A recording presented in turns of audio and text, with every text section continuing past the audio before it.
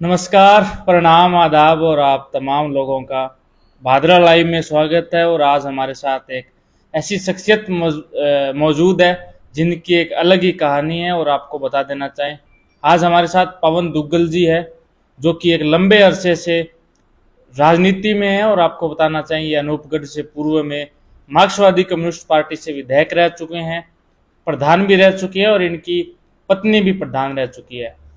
और अब ये वर्तमान में हाल ही में भाजपा में शामिल हुए अपनी पत्नी सहित। और अब आज इनसे हम विशेष बातचीत के लिए लाइव जुड़े हैं। और जो लेफ्ट की पार्टियां होती है, क्योंकि मार्क्सवादी कम्युनिस्ट पार्टी के बारे में आपने सुना होगा, उनकी विचारधारा कुछ अलग होती है, किंतु उस विचारधारा को छोड़कर भारतीय जनता पार्टी में आने का क्या कारण रहा, क्या पूरी बातें रही, हम आपके बीच लाइव रखेंगे और आप इस वीडियो को शेयर कीजिएगा। पवन जी, सबसे पहले आपका स्वागत है। बहुत बहुत धन्यवाद आपको, आपके तमाम दर्शकों को। तो सबसे पहला प्रश्न तो यही रहेगा, कैसा लग रहा है भाजपा में आके? बहुत अच्छा लग रहा है। अच्छा परिवार, मजबूत परिवार, केवल देश ही नहीं दुनिया का सबसे मजबूत परिवार है। और इसी परिवार के बीच रह के हम बहुत अच्छा भी महसूस कर रहे हैं, सुरक्षित भी महसूस कर रहे हैं। सुरक्षित की बात की जाए, आप जिस पूर्व में जिस पार्टी से रहे हैं वो छोड़ने का सबसे पहले, और प्रश्न बाद में पूछेंगे, वो छोड़ने का क्या कारण था? आप उस पार्टी में मेरे अनुमान से 18 से 20 साल रहे हैं, क्या कारण थे उस पार्टी को छोड़ने के? देखिए, लगभग 2004 के किसान आंदोलन के दौरान शोपत सिंह जी के टाइम हम उस पार्टी में आए थे और उस पार्टी के अंदर रह के हमने खूब जन आंदोलन भी किए, सत्ता के खिलाफ रहे। मगर हम देख रहे हैं कि पिछले कुछ सालों से मार्क्सवादी कम्युनिस्ट पार्टी अपना चरित्र और चित्र दोनों ही खो चुकी है। आज प्रदेश की बात करें और देश की बात करें तो दोनों ही नजरिए से मार्क्सवादी कम्युनिस्ट पार्टी अपने ढर्रे से बिल्कुल पूरी तरह टूट चुकी है। आज हालात ये, प्रदेश की अगर बात करें तो प्रदेश के अंदर मार्क्सवादी कम्युनिस्ट पार्टी के 2018 में 2 विधायक जनता ने जिताए थे और सत्ता के खिलाफ संघर्ष करने के लिए सड़क से विधानसभा तक। हालात ये है कि दोनों जो विधायक जीते थे, दोनों के दोनों विधायक, विशेष करके जो भादरा का विधायक है बलवान पूनिया, वो पहले दिन ही कांग्रेस की झोली में चला गया। वो कांग्रेस जिसने सबसे पहले इमरजेंसी के अंदर केवल वामपंथी नहीं, केवल जनसंघी नहीं, पूरे हिंदुस्तान को लगभग 2.5 और 3 सालों तक जेल में डाल दिया था, उस पार्टी की झोली में जाके जय जयकार करने लगे। उससे स्पष्ट पता लगने लग गया प्रदेश के अंदर कि मार्क्सवादी कम्युनिस्ट पार्टी अब कांग्रेस की बी टीम बन चुकी है और कांग्रेस के इशारे पे काम कर रही है। और अगर देश की बात करें, अखिल भारतीय स्तर पे बात करें, तो आज पूरी तरह कांग्रेस देश के नक्शे पे खत्म हो रही है और वामपंथ जितने भी पार्टियां हैं, सीपीएम है, सीपीआई है, फॉरवर्ड ब्लॉक है, ये सारे इकट्ठे होकर कांग्रेस की झोली में डालकर उस कांग्रेस को जिंदा करने की कोशिश कर रही है, जिस कांग्रेस ने पूरे देश के अंदर इमरजेंसी लगा के और एक डिक्टेटरशिप, आजादी के बाद में सबसे ज्यादा अगर कोई तानाशाही सरकार हुई है तो वो कांग्रेस की सरकार हुई है, इंदिरा गांधी के टाइम। उसकी झोली में जाके कांग्रेस को सांस देने की, वेंटिलेटर पे लाने की कोशिश कर रहे हैं। ये कोई सिस्टम जो इनका हमने देखा, हमने जिस आशा और उम्मीद के साथ आए थे, जेलों में रहे, लाठियां खाई, वो अब देखा कि ये पूरी तरह अपने चरित्र से पीछे जा चुकी है। केवल और केवल सत्ता को पाने के लिए कांग्रेस के सहारे ढूंढ रही है, चाहे अखिल भारतीय स्तर पे हो, चाहे प्रदेश स्तर पे हो। ये बातें हमें बिल्कुल ठीक नहीं लगी। इसलिए, और दूसरी तरफ आज हिंदुस्तान के अंदर मोदी जी के नेतृत्व में देश ही नहीं विदेश के अंदर जो डंका बज रहा है और देश की आम आवाम ने जो स्वीकार किया है, संभवतः इन चीजों को नजदीक से देखते हैं, क्योंकि हम भी पॉलिटिक्स कर रहे हैं तो हम ये भी तो जानते हैं कि पक्ष क्या है, विपक्ष क्या है, आमने सामने क्या है। तो इन चीजों को देखते हुए भारतीय जनता पार्टी को करीब से देखा और करीब से चुना हमने। जो लेफ्ट की पार्टियां होती है, आप भी 19 साल पार्टी में रहे हैं, खूब सारी बीजेपी को गालियां निकालना लेफ्ट की पार्टी का अब वर्तमान में भी देखा है, चाहे वो मणिपुर जैसी घटना हो, उन पे भी गालियां निकाली जाती है। जब विधायक नहीं बने थे आप, तो हालांकि कौन सी सन में आप विधायक रहे थे? मैं 8 से 13 में। आप 8 से 13 में रहे थे। और बलवान पूनिया जो वर्तमान में विधायक है, वो भी कांग्रेस को खूब गालियां निकालते थे। जैसे ही सत्ता आई तो कांग्रेस में एक तरीके से कांग्रेस को उन्होंने समर्थन दे दिया। अब अंदाजा ये लग रहा है कि भाजपा की सत्ता भी आ रही है, तो आप भी भाजपा में अब शामिल हो गए। बात की जाए चुनाव से या पार्टी में शामिल होने से पहले जो पार्टियों को गालियां दी जाती है कि मोदी इस तरीके का व्यक्ति है, धर्म के नाम पे लड़वाते हैं, जातियों के नाम पे लड़ाते हैं, जैसे ही अपना लोभ सिद्ध होता है तो वो सारी चीजें वो बड़े सुंदर दिखने लग जाते हैं, मोदी जी हो चाहे गहलोत जी हो। ये सर ये क्यों होता है? ये बात आज तक समझ में नहीं आई। देखिए, जब आप जिस लाइन के अंदर गुजर रहे हैं, जिस लाइन में आप चल रहे हैं, उस लाइन के अंदर आपको दोनों चीजें उस से संबंधित ज्ञान हो जाएगा, पक्ष और विपक्ष। अगर लोकतंत्र में ले जाए, क्योंकि लोकतंत्र पे बात कर रहे हो, तो जिस एंगल पे रह के भारतीय जनता पार्टी का विरोध किया विरोध हमने, इस बात को स्वीकार थोड़ी अस्वीकार नहीं कर रहे। हमने घरसाना भी आंदोलन लड़ा है और देश के आंदोलन में भी गए हैं। लेकिन जब आपको ये लगे कि आप जिस परिवार के अंदर है, उस परिवार के अंदर आपका ढांचा टूट रहा है, उस परिवार के अंदर आपके जो सिस्टम है वो सारा तहस नहस हो रहा है, आपका जो खुद का जिसको परिवार है वो परिवार पूरी तरह बिक चुका है, वो परिवार किसी के इशारे पे काम कर रहा है, तो फिर आपको कहीं ना कहीं ये सोचना पड़ेगा कि आपकी सामाजिक सुरक्षा कहां आपको मिलेगी। केवल राजनीतिक सुरक्षा की बात नहीं है, सामाजिक सुरक्षा भी इसमें महत्वपूर्ण है। अब भारतीय जनता पार्टी है तो हमारे देश की पार्टी, हिंदुस्तान की पार्टी है, बाहर की पार्टी तो नहीं है। और ये लोकतंत्र है, लोकतंत्र के अंदर जनता देखती है जो अच्छा है, जो सच्चा है, जनता उसके पास चली जाती है। और नेता भी फिर हमने भी देखा भी यहाँ नहीं है ये लोग। जब मैं इस बात को कह रहा हूं कि मार्क्सवादी कम्युनिस्ट पार्टी के जीते हुए एमएलए कांग्रेस की जय जयकार कर रहे हैं, कांग्रेस के बैनर लगा रहे हैं, कांग्रेस की सभाओं के अंदर जा रहे हैं, जब कांग्रेस में आपसी फूट होती है, कांग्रेस टूटती है, तो लाल झंडे के लोग कांग्रेस को जोड़ने के लिए प्रदेश में लगे। तो ये चीजें कहीं भी आप इसको देश के हित में नहीं कह सकते। फिर आपको ये सोचना पड़ेगा कि देश में हित किधर है, क्योंकि आप एक जिंदा इंसान है, आप सोचने वाले हैं, आपने अगुवाई की हुई है। तो जो अगुवाई करता है, जो सोचता है, जो संघर्ष में रहता है, वो पूरी तरह देखता है कि क्या सच है क्या झूठा है। और आज हमें जो सच लगा वो हम सच के साथ हैं। सर आपसे प्रश्न हमारा पार्टी को लेकर है। आपने बताया भारतीय जनता पार्टी भारत की पार्टी है, तो क्या सर आपको भारत की और चाइना की पार्टी पहचानने में 19 साल लग गए? आपकी जो 19 साल से कोई विचारधारा थी वो आपने अचानक बदल दी, आपको 19 साल लग गए दोनों दो देश की पार्टी कौन सी और चाइना की पार्टी कौन सी ये समझने में? देखिए, ये तो आदमी की सोचन शक्ति पे डिपेंड करता है। कई बार तो एक झटके के अंदर 1 मिनट में भी बुद्धि आदमी की समझ में आ जाती है, और कई बार नहीं आई। अब नहीं आई तभी तो 18 साल निकल गए। जब आई तब हम सही और सुरक्षित जगह के ऊपर बैठे हैं। जब समझ में आई तब हमने वो दामन पकड़ा जो देश के हित में है। जब हमें समझ में आई तो हम उस परिवार में गए जिस परिवार के अंदर हमें स्वीकार किया, उस परिवार के लोगों ने हमें स्वीकार किया, प्रदेश की भारतीय जनता पार्टी के एक एक कार्यकर्ता ने हमें स्वीकार किया, शीर्ष नेताओं ने। और हमारी ज्वाइनिंग जो की है वो ये साबित करती है कि उन्होंने हमारी काबिलियत को समझा है, उन्होंने हमारी योग्यता को समझा है, उन्होंने हमारे संघर्ष को समझा है। हाँ, ये जरूर है कि पहले लेफ्ट थे अब राइट है, और लेफ्ट से राइट हुआ हूं मैं, तो राइट से लेफ्ट थोड़ी गया हूं। राइट और राइट हमेशा राइट ही होता है, इसलिए मैं समझता हूं अब मैं राइट हूं, पहले मैं गलत था। पहले आप 19 साल गलत। बिल्कुल। सर आपसे हम प्रश्न करें, वर्तमान में प्रदेश के अंदर मार्क्सवादी कम्युनिस्ट पार्टी की स्थिति को लेकर। वर्तमान में 2 विधायक है, भविष्य का किसी को पता नहीं है, यह भी हो सकता है कि कांग्रेस के साथ कई जगह समझौता किया जाए। आप लेफ्ट पार्टी के पूर्व में थे और आपको उनकी विचारधाराओं का, कार्यशैली का पता है। वर्तमान में कैसी स्थिति देखते हैं मार्क्सवादी कम्युनिस्ट पार्टी की राजस्थान के अंदर?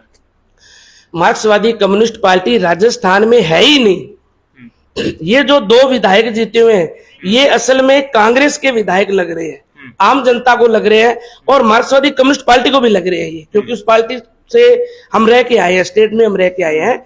और दोनों विधायकों ने कांग्रेस को स्वीकार किया है। और एक और है, अब जो और भी विधायक बनना चाहते हैं कम्युनिस्ट पार्टी की तरफ से, जैसे गंगानगर में हमारी रायसे नगर सीट है, वहां के हमारे जो नेता है वो इसलिए काम कर रहे हैं कि अब जैसे बलवान पूनिया ने किया है वैसे ही हो सकता है ये हमारे लिए सीट छोड़ दे। एक जमाना था जब हम लोग जा रहे थे तो हमें ये पढ़ाया गया कि जो मार्क्सवादी लोग हैं वो संघर्ष में विश्वास करें, संसदीय व्यवस्था में ना करें। अब हमने देख रहे हैं पिछले एक दशक से अब ये संसदीय व्यवस्था में ज्यादा ध्यान दे रहे हैं, संघर्ष में ध्यान इनका जीरो हो चुका है। अब तो जो मार्क्सवादी कम्युनिस्ट पार्टी के विधायक बनना चाहते हैं या जो बने हुए हैं वो सिर्फ और सिर्फ कांग्रेस की कृपा दृष्टि पे ये उम्मीद करके बैठे हैं कि कांग्रेस इनको 1 सीट दे दे, कांग्रेस इनको 2 दे दे, कांग्रेस साथ लग जाए, कुछ लोग साथ रख के हम लोग फाइट करेंगे। और मैं समझता हूं अब ये संभव नहीं है। पूरे देश में और प्रदेश में भाजपा की लहर है। राजस्थान में निश्चित रूप से भारतीय जनता पार्टी आएगी, मार्क्सवादी कम्युनिस्ट पार्टी पूरी तरह साफ होगी, कहीं भी कोई जीतने की इनकी उम्मीद हमें नजर नहीं आ रही। दुग्गल साहब, बात की जाए भादरा विधानसभा की, अक्सर लोगों में चर्चा ये रहती है कि बलवान पूनिया का जैसा माहौल है या पार्टी के अगर कोई कार्यकर्ता जैसे आपके भारतीय जनता पार्टी में कोई शीर्ष नेतृत्व का नेता, कोई विधायक ऐसी कोई घटना करता है, उससे जो उनके बॉर्डर की जो विधानसभाएं होती है उस पर भी एक अच्छा असर पड़ता है। जैसा कि अन्य राज्यों में अगर सरकार रिपीट होती है या बीजेपी की सरकार नहीं आती है तो उसका प्रभाव जहां चुनाव है वहां पड़ता है। बात की जाए हमारे नजदीकी विधानसभा नौहर के अलावा बात की जाए हमारे नजदीकी विधानसभा तारानगर की, तारानगर से आपके मित्र निर्मल जी हैं, नौर से आपके मित्र मंगेश जी हैं, भादरा से आपके मित्र बलवान जी है। बलवान जी की जो कार्यशैली रही है या उनका कांग्रेस में मिलना, और जनता में ऐसी चर्चा है कि उनका प्रभाव जो बॉर्डर की विधानसभाएं हैं, तारानगर हुई, चाहे वो राजगढ़ हुई, चाहे वो नौर हुई, उनके ऊपर पड़ेगा। आप क्या मानते हैं इस विषय में? बलवान पूरी तरह इस लाल झंडे की पार्टी को लेके डूब चुका है। एक तो डूबने वाला हो, एक डूब गया हो। ये हमारी नजर में पूरी तरह डूब चुका है। ये खुद भी डूब गया इस भ्रष्टाचार में। इस प्रदेश में जिस प्रकार से महिलाओं पे अत्याचार हुए हैं, जिस प्रकार किसानों पे अत्याचार हुए हैं, जिस प्रकार आम लोगों पे अत्याचार हुए हैं, महंगाई बढ़ी है, बेरोजगारी बढ़ी है, जिस प्रकार सरकार की नीतियां फेल हुई है, उसके अंदर ये हकदार है। तो जो बलवान पूनिया कांग्रेस के अंदर जिस प्रकार की गतिविधियों में शामिल हुआ, केवल कांग्रेस ही दोषी नहीं है, इसको भी जनता ने दोषी माना है। और बलवान पूनिया फर्स्ट और लास्ट इस संभाग में ही रहेगा। आप तो बात कर रहे हो आपके बॉर्डर की, मैं पूरे संभाग की बता दूं कि बलवान पूनिया की कार्यशैली की वजह से और जिस प्रकार ये राज्यसभा के अंदर वोट दे के है, सभी जानते हैं इसने बड़ी सौदेबाजी की है। और हमने कहा था, जब मैं मार्क्सवादी कम्युनिस्ट पार्टी में था तो मैंने कहा था ये बिकेगा, ये पैसों का सौदा कर रहा है, ये दलाली कर रहा है अशोक गहलोत की और खुद के घर भर रहा है। तो जब ये बातें हमारी प्रखर रूप से जाने लगी तो पार्टी को भी अच्छी नहीं लगी। हमारे लोगों को जो बंधे हुए थे वो कहने लगे अपने जुबान बंद करके रखो, इसके खिलाफ कुछ नहीं बोलो, ये पार्टी का एमएलए है। लेकिन हमने इसका प्रखर विरोध किया कि एमएलए तो हम भी रहे हैं, मगर बलवान पूनिया पूरी तरह भ्रष्ट हो चुके हैं, पैसे ले रहे हैं, राज्यसभा के अंदर 20-20 करोड़ रुपए बांटे जा रहे हैं और ये इसका पूरा सरदार बना हुआ है। तो इसका असर पूरे, आप तो 3 विधानसभा में कह रहे हो, मैं कह रहा हूं पूरे राजस्थान में है। और इस लाल झंडे की पार्टी को जो खत्म करने का काम है वो बलवान पूनिया ने शुरू किया है और ये पूरे राजस्थान को ले डूबा। सर, बात आपने की थोड़ी देर पहले महंगाई की, साथ में राजस्थान में जो घटनाएं बड़ी बड़ी हो रही है उनकी। केंद्र सरकार की बात कर लेते हैं तो आज पेट्रोल डीजल के दामों भी कहीं कमी नहीं है। दूसरी बात की जाए मणिपुर जैसी घटना की, और कई जगह ऐसी हृदय विदारक घटना हुई जो कि नहीं होनी चाहिए। हरियाणा में आपकी भारतीय जनता पार्टी की है, मेवात दंगे आप देख लीजिए, या कई जगह और भी दंगे हो चुके हैं। तो सरकारें मेरे अनुमान से सब एक होती है, क्योंकि भारतीय जनता पार्टी का राज केंद्र में है, महंगाई आप देख पा रहे होंगे, वही काम राजस्थान में, पिछना आम जनता को ऐसा। देखिए, पहले तो जो आपने प्रश्न किया कि जो महिलाएं पे अत्याचार हुए, ये किसी भी देश के लिए अच्छी बात नहीं है, पूरी दुनिया के लिए अच्छी बात नहीं है। जिस प्रकार की घटनाएं महिलाओं पे बढ़ रही है वो चिंताजनक है। देखना ये कि सरकारों का नियंत्रण, सरकारों का कंट्रोल और उस पे रिजल्ट कितना जल्दी आ रहा है। जहां जहां घटनाएं घटी है उनके ऊपर सरकार तुरंत प्रभाव से नियंत्रण रखे, ये हर जनता, आम आदमी उम्मीद करता है किसी भी राजनीतिक दल से, विशेष करके जो सत्ता के अंदर जो दल होते हैं। हम ये कह रहे हैं कि जिस प्रकार अब जो राजस्थान का आंकड़ा बढ़ा है, राजस्थान में भाजपा पिछली योजना में भी थी, उससे एक छोड़ दो फिर उसी योजना में थी। अब जो आंकड़ा देश में आया है वो पहली बार महिलाओं के उत्पीड़न के मामले में पहले नंबर पे आया। तो पिछली सरकार भाजपा की थी तब तो ये नहीं आया, उससे पीछे फिर छोड़ दो फिर थी। ये जो आंकड़ा बढ़ा है ये आंकड़ा चिंताजनक है। और चिंताजनक कांग्रेस के लिए, कांग्रेस को इसलिए कोस रहे हैं कि वो सत्ता पक्ष के अंदर है, सरकार में है, उनको नियंत्रण करना चाहिए। आज ये जो आंकड़ा बढ़ा है उसका कारण केवल ये नहीं है कि उनकी नीतियों के साथ साथ उनकी जो आपसी फूट है वो इन 5 सालों के अंदर आपस में फूट में रहे, आपस में ही, चाहे सचिन पायलट, राव शोगल, इनकी तिगड़म का व्यवस्था ये रही कि राजस्थान के अंदर ये हालात होगी। और जहां तक देश विदेश की बात है, पूरी कोशिश सरकार की होनी चाहिए कि ऐसी घटनाएं जो हमारे धर्म के ऊपर, हमारी संस्कृति के ऊपर कुठाराघात नहीं हो। हम तो उस देश के अंदर है जहां नारी की पूजा करते हैं, हमने उस देश में जन्म लिया है जहां नारी को देवतुल्य के ऊपर स्थान दिया गया है, मां का स्थान भगवान से बड़ा दिया गया है। इसलिए अगर प्रदेश के अंदर इस प्रकार की घटनाएं हैं तो सरकार की नैतिक जिम्मेवारी है और उनको तुरंत उसके ऊपर एक्शन लेना चाहिए। और भविष्य में भी ऐसे कानून बनाने चाहिए, जैसे मोदी सरकार ने बहुत कानून ऐसे बनाए हैं जिसमें नियंत्रण हुआ है, ऐसे नियंत्रण इन सरकार को, इनको भी बनाना चाहिए और इस प्रकार की गतिविधियों को रोकना चाहिए। सभ्य समाज के लिए अच्छी चीजें नहीं हो सकती। विधायक जनता इसलिए चुनती है ताकि जनता के काम हो समय के ऊपर। पार्टियों में होता है कि अगर 2, 3, 4, 5 विधायक होते हैं तो पार्टियां उन विधायकों को पूछती भी नहीं है। जो बड़े दल होते हैं, कांग्रेस, बीजेपी, उनके जो बड़े विधायक हैं, उनके जो मंत्री हैं, उन्हीं के काम होते हैं। अगर आपके मार्क्सवादी कम्युनिस्ट पार्टी के 2 विधायक जीते हैं तो जाहिर सी बात है कांग्रेस के साथ मिलकर काम को भी गति दी है। जैसे या तो भादरा में सड़क, स्वास्थ्य और शिक्षा की बात कर लें, या डूंगरपुर में भी, अगर डूंगरगढ़ में भी अगर बात करें तो गिधारी जी के सानिध्य में अच्छे काम हुए हैं। तो क्या सर आप ये नहीं मानते कि सरकारों के साथ मिलकर भी अच्छे काम हो सकते हैं? आप सरकारों के साथ कैसे मिल रहे हैं? आप सरकारों के साथ मिल नहीं रहे हैं, तिगड़म बिठा रहे हैं। आप राज्यसभा को वोट दे रहे हैं, उसके बदले के अंदर सरकार ये टूटी हुई है, सरकार बिखरी हुई है, सरकार ये चाह रही है कि हमारा कार्यकाल कैसे पूरा हो। उस कार्यकाल को पूरा करने के लिए सरकार ने ऐसे जो कमजोर लोग हैं, जो कमजोर पार्टियों बना रखी है, उन लोगों को अपने नियंत्रण में लेके रखते हैं। काम करवाना कौन बुरा करता है, लेकिन काम कराने के जो तरीके हैं वो तरीके गलत हैं, उसको आप गलत नहीं कह सकते। और फिर अगर मान लो ये 2 विधायक हैं, इनके मन में ये हो, या भादरा की जनता ये सोच ले कि बलवान कांग्रेस के साथ रहे और कांग्रेस की जय जयकार करे, तो फिर हाथी वालों की तरह ये लाल झंडा छोड़ के कांग्रेस ज्वाइन ही कर लेना। कांग्रेस ज्वाइन कर ले, भादरा की जनता को खुश भी कर दे। और अगर भादरा की जनता कांग्रेस से खुश होती है तो फिर वो सीधा कांग्रेस में चला जाए, ताकि पहले जनता इन लाल झंडों को वोट दे और फिर लाल झंडे वाले कांग्रेस को वोट दे। तो ये सिस्टम ही खत्म कर देना चाहिए इनको। सर अगर अब वर्तमान में बात करें तो अकेले बलवान पूनिया जी तो मार्क्सवादी कम्युनिस्ट पार्टी के कार्यकर्ता हैं नहीं, और भी बहुत सारे कार्यकर्ता होंगे भादरा के अंदर, आपके मित्र भी होंगे, आपसे उनकी बातचीत भी होती होगी। जो विचारधारा थी उससे विपक्ष काम होने लग गया है। लेफ्ट पार्टी का काम ये होता है कि सरकार का विरोध करे, चाहे सरकार किसी की हो। आपकी मित्रों से भी बात होती होगी जो कि वर्तमान में मार्क्सवादी कम्युनिस्ट पार्टी के कार्यकर्ता भी है, भादरा में वोटर्स भी है।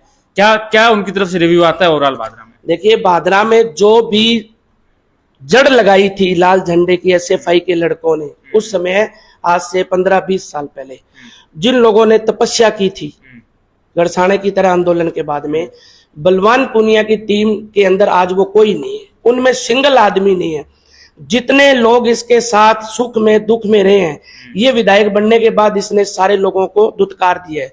सारे लोग हमारे संपर्क में हैं, उनमें अधिकांश लोग, कुछ लोग ऐसे थे जो पहले ही मतलब कम्युनिस्ट पार्टी को छोड़ के भाजपा ज्वाइन कर ली। बहुत से ऐसे साथी हैं जो हमारे साथ जेलों में रहे थे उस जमाने में, उनके मैं संपर्क में हूँ। आज भादरा आया हूँ, उनसे संपर्क करूंगा, मैं 2-4 दिन लगाऊंगा, 2-3 हफ्ते लगाऊंगा। और जो पूरी जो टीम है, जो संघर्ष करने वाली टीम है, जो आज तक सामने लड़ रही थी, अब वो बीजेपी के साथ रल के इनकी रीति नीतियों को भी लागू करेगी, संघर्ष भी करेगी और आगे के काम भी करेगी। तो भादरा के जितने भी हमारे कार्यकर्ता जो हमारे साथ रहे थे, बलवान के हंकार की वजह से जो टूटे हैं, वो सब मेरे संपर्क में है। जल्दी उनको भाजपा में ज्वाइन करवाने का मैं प्रयास करूंगा। सर अब ये बड़ा प्रश्न है कि ये है किसान आंदोलन, जो कि लंबे समय तक चला था और भारत का बड़ा आंदोलन भी है जो कि इतने लंबे अरसे तक चला है। जो लेफ्ट पार्टी के या बीजेपी नहीं, जो कांग्रेस और पार्टियों के थे, वो इसको मोदी के खिलाफ बताकर बड़ा आंदोलन कर रहे थे। जो मोदी के जो एक तरीके से कहें तो कार्यकर्ता थे भारतीय जनता पार्टी, उन किसानों को फर्जी बता रही थी। जब किसान आंदोलन चल रहा था तब शायद आप मार्क्सवादी कम्युनिस्ट पार्टी में थे, हो सकता है आप आंदोलन में गए भी थे। तो सर अब आपसे पूछेंगे वो आंदोलन गलत था या सही था? अगर गलत था तो आप उस आंदोलन में फिर किस लिए गए थे? देखिए, आपने सबसे बढ़िया अब तक जितने क्वेश्चन पूछे हैं, बढ़िया प्रश्न पूछा है। मैं ये कह रहा हूं कि सरकार अगर कोई नियम कानून पार्लियामेंट में बना दे और लोकतंत्र में जनता स्वीकार नहीं करे और वही सरकार उसी पार्लियामेंट में उसको खारिज कर दे, इससे बड़ा सुंदर लोकतंत्र में कोई चीज नहीं हो सकती। ये हिंदुस्तान का दुनिया का सबसे बड़ा लोकतांत्रिक देश, जिसने अगर कानून बनाया जनता ने स्वीकार नहीं किया, किसान ने नहीं स्वीकार किया, तो सरकार ने उसको पार्लियामेंट में खारिज करके जनता के पक्ष में अपना फैसला सुना दिया। जब सरकार को लगा कि जनता के हित में हम लेके आए हैं तो सरकार ने किया, और जब सरकार को लगा कि जनता को स्वीकार नहीं है, जनता सड़कों पे उतर रही है और जनता इस चीज को नहीं स्वीकार करेगी, तो उसने खारिज कर दिया। तो जब खारिज कर दिया तो वो तो फिर सब्जेक्ट ही नहीं रहा। ये बात सर समझते हुए सरकार को 1 साल लग गई। सरकार की अपनी एजेंसी है, सरकार के अपने लोग हैं और सरकार का अपना आंकलन होता है। ये परिवार है, एक तो परिवार हमारे घर में माँ बाप पति और पत्नी का है, एक पूरा हिंदुस्तान 125 करोड़ लोगों का जो है, सारे लोगों की बात सुन के समीक्षा करके, और सरकार को लगा भी ये बदलना तो बदल दिया। उसमें 6 महीने लगे, 4 महीने लगे या कुछ भी लगा, सरकार ने जनता की मान सम्मान रखा है, जनता की इज्जत की है। और ऐसी सरकार जो कानून बना के और फिर पार्लियामेंट में खारिज कर दे, आजादी के बाद में एकमात्र मोदी सरकार ही ऐसी सरकार रही है। आपने भादरा विधानसभा का बैकअप अभी पता लगाया होगा, कैसा माहौल है? कांग्रेस, बीजेपी, बलवान पूनिया जी का कैसा माहौल है? क्या लग रहा है इस बार 2023 में आपको? भाजपा प्रचंड बहुमत से जीतेगी।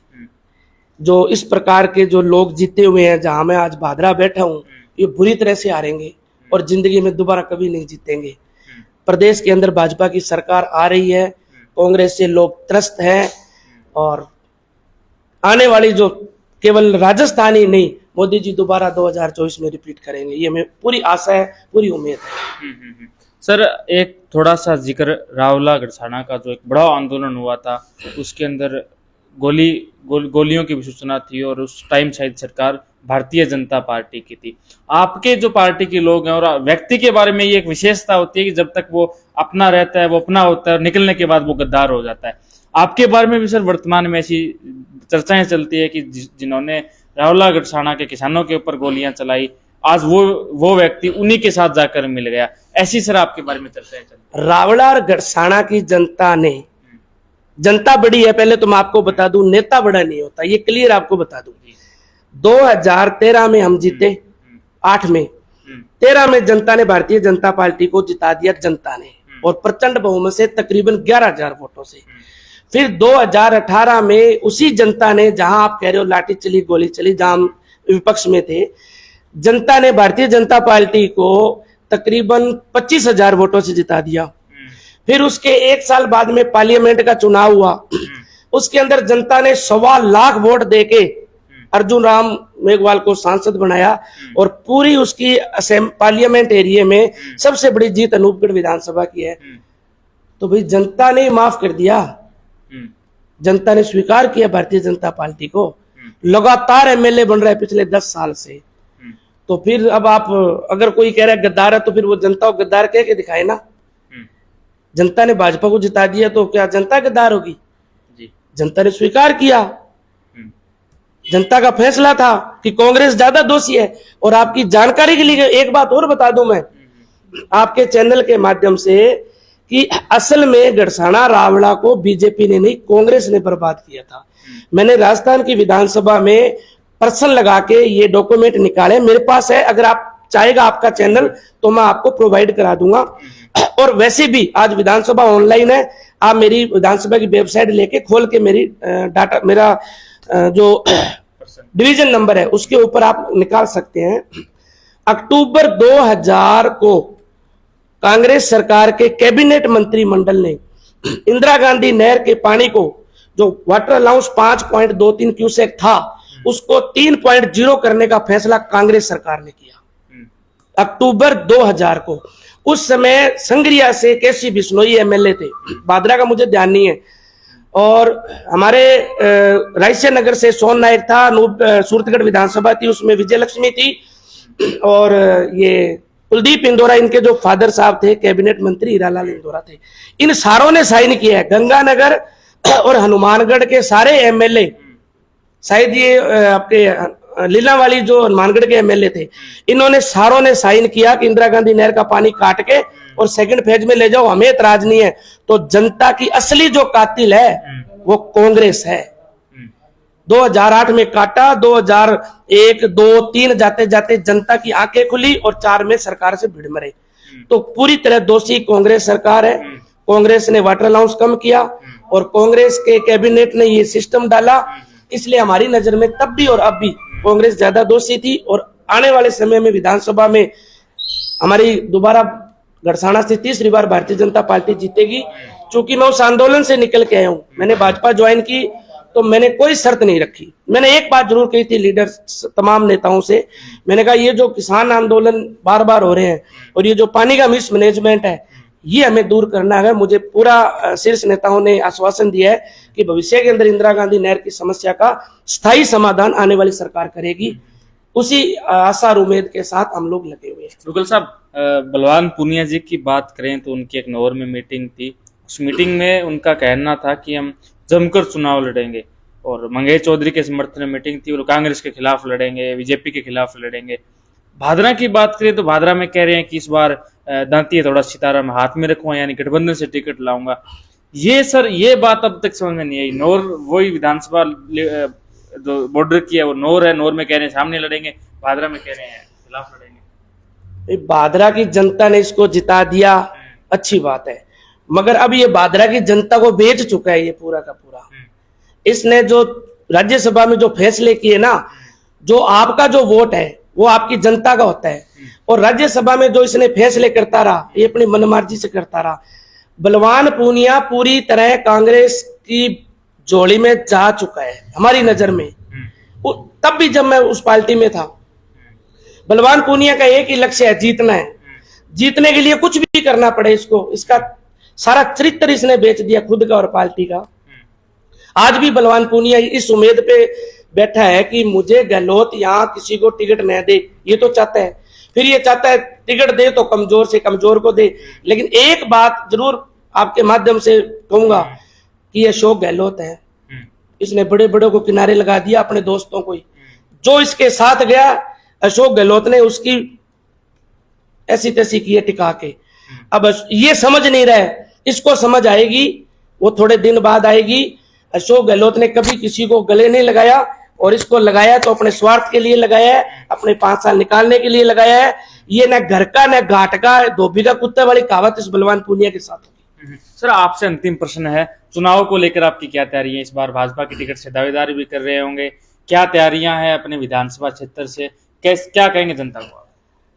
ये हमारी जनता लगातार वहां 3 बार सांसद भारतीय जनता पार्टी का बना दिया अर्जुन मेघवाल को। 10 सालों से वहां हमारे एमएलए जीत रहे हैं। हमारा एक लक्ष्य है, लगातार हैट्रिक लगाएंगे। पार्टी किसको टिकट दे वो पार्टी का काम है। जिसको भी टिकट देगी भारतीय जनता पार्टी अनूपगढ़ से प्रचंड रूप से जीत के और विधानसभा में हमारा वहां का विधायक जाएगा। हमारे साथ पवन दुग्गल जी थे। आज हमने इनसे विशेष बातचीत के लिए इसमें लिया था। आपको बता दें आज भादरा में राजेंद्र राठौड़ जी का कार्यक्रम है और वो शायद पहुंच भी चुके होंगे, किंतु फिर भी हमारे लिए इन्होंने समय निकाल कर और इतना शानदार कार्यक्रम किया। आप देख पा रहे होंगे तमाम यहाँ पे लोग समर्थक इनके मौजूद है और कल आज राजेंद्र राठौड़ जी का कार्यक्रम है। आप तमाम लोग इस वीडियो को शेयर कीजिएगा, ज्यादा से ज्यादा लोगों तक पहुंचाएं। आप तमाम लोगों का पुनः बहुत बहुत धन्यवाद।